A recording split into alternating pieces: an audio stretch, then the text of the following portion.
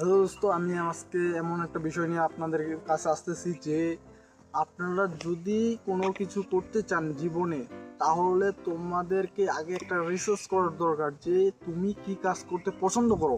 সেই কাজটার উপর তুমি একটা ভালোভাবে রিসার্চ করে এবং কি তোমার প্রতি যেই কাজটার উপর টান থাকে সেই কাজটাকে তুমি সিলেক্ট করবা। সিলেক্ট করার পর সেই কাজটাকে তুমি সিলেক্ট করার পর তারপর রিসার্চ করবা। সেইটা রিসার্চ করার পর একটা ইউনিক কিছু দেওয়ার চেষ্টা করবো, দেখবা যে তুমি সাকসেস হতে পারো। এখন আসি বিজনেসের ক্ষেত্রে আমাদের দরকার মেধা এবং কি আমাদের দরকার হচ্ছে সঠিক ক্লিয়ারেন্স কথাবার্তা, যেখানে কোনো রকম যে ভেজাল টেজাল এইসব কিছু এরকম করলে কিন্তু বিজনেস বেশি দিন টেকাতে পারবে না। বিজনেস তুমি কখন টেকাতে পারবা? যখন তুমি সঠিকভাবে থাকবা এবং কি সৎ থাকবা এবং কি তুমি যখন একটি কাজকে গুরুত্ব অনেক বেশি দিবা, সেই সময় কিন্তু বিজনেসকে তুমি টেকাতে পারবা। এবং কি বিজনেসের মূল অর্থ হলো যে সার্ভিস দিয়ে তার কাছ থেকে কিছু পরিমাণ টাকা চার্জ করা।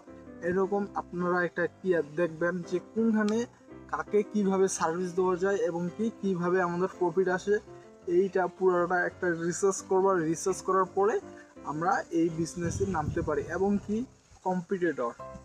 কম্পিটিটর আমাদের এমন একটা পয়েন্ট, এই পয়েন্টে আমরা সবাই হেরে যাব। আমাদেরকে দেখতে হবে আমাদের কম্পিটিটর কিভাবে কি দিচ্ছে, আমাদেরকে কিভাবে দেওয়ার দরকার এবং কি মার্কেট প্লেসে কি দর্শকরা এবং কি যারা অডিয়েন্স ধরেন যারা কিনবে আপনাদের প্রোডাক্ট, সেই প্রোডাক্টের কিওগুলার কি চাচ্ছে, তাদের বিকল্প কি চাচ্ছে এবং কি বিকল্প কেউ চাচ্ছে না কিভাবে, এবং কি প্রোডাক্টের মধ্যে 100% সততা রাখতে হবে।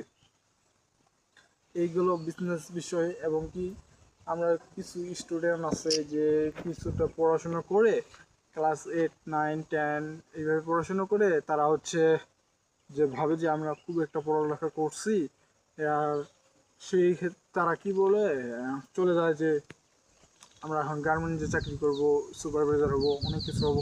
এতে কী লাভ? এতে বলা হয় ফেলিয়ার হয়েছি। আমি ফেলিয়ার হয়েছি, হওয়ার